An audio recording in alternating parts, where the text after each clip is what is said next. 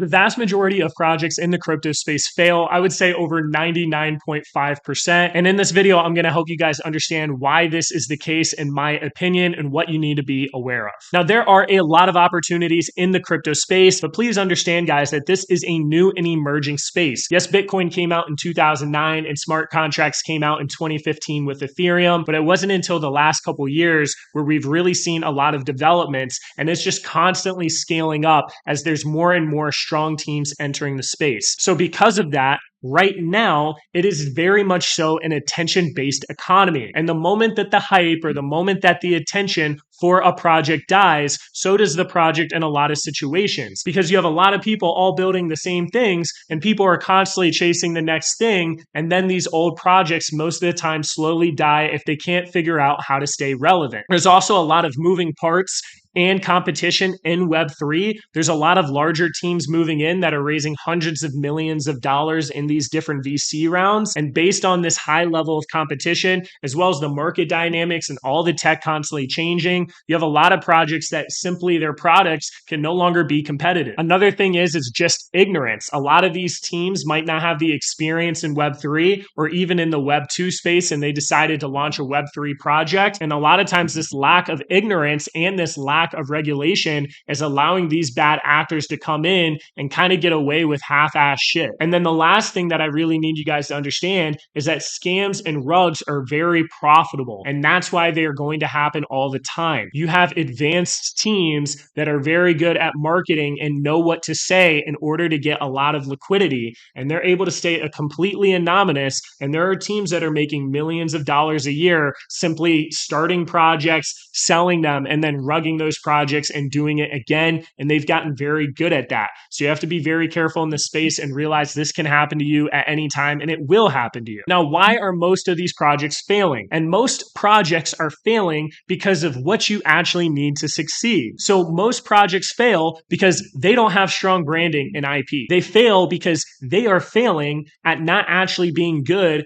at marketing in Web3, and they think they can market things the same way as Web2. It's not. We are seeing people making $150,000 to $200,000 a year being a meme expert on these different major X accounts. So the whole marketing space is completely different on how things are ran. And a lot of times people have the ignorance and they come in and they think that things are the same in Web2, but they're not. And they fail to drive attention because of that. The third thing is that communities are a major focus when it comes to the crypto space. People are able to now invest in these companies in a way that they've never been able to invest in before. And if you can align your community with the right incentives and encourage them and have them believe in your vision, then that project is going to end up doing well. Whereas a lot of times bad projects will simply come out, neglect their community, not give a shit, think they know everything and think they don't need the community. And then the next thing you know, the project is completely dead. You need that loud voice. You need that community that's going to back your product and really get it out there. Another thing is that a lot of projects come out and they don't actually have a product that is profitable or making them cash. And then on top of that, that product is actually not competitive because they're trying to build something that $280 million teams are building. So you can't expect to have the best borrowing and lending protocol on a top blockchain like Solana when you have $1 million and they have $280 million.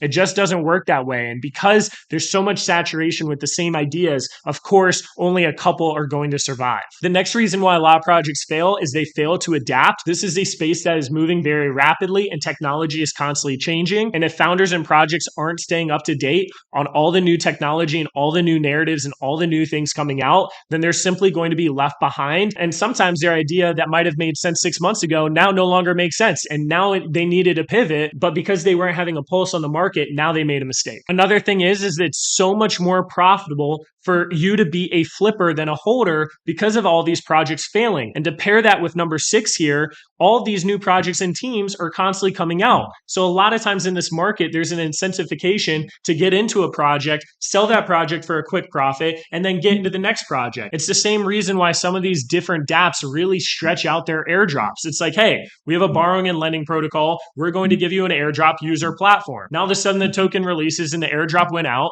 And now there's a different lending protocol saying they're going to give an airdrop. And this airdrop already happened. So now they're moving on to the next one. So different teams have to really come up with strategies to have community incentives or to have incentives to use their platform platform for longer periods of time after these different airdrops. And a lot of projects just simply haven't done this for a multitude of different aspects. Another reason projects fail is because things are very visual. A lot of people getting into crypto are between 20 and 40. Most of them are around 25 to 35. And we are a lot more visual as far as a population and as far as what is grabbing our attention. So if you see projects that don't have good visuals or don't have good design, then they're not going to keep the attention as much as a project that does. Another reason why projects fail is that there aren't a lot of developers in this space yet, and these smart contract developers are very expensive. So to actually build a product in Web3 is a lot more expensive and time consuming because we don't have the same infrastructures or roadmaps that we do in Web2. So it's one of those situations where you might have to pay $250,000 a year for a smart contract developer. There might be a situation for you to get your smart contract audited is going to cost you $50,000. It's going to cost you $100,000. There's going to be different infrastructure and different systems and toolings and APIs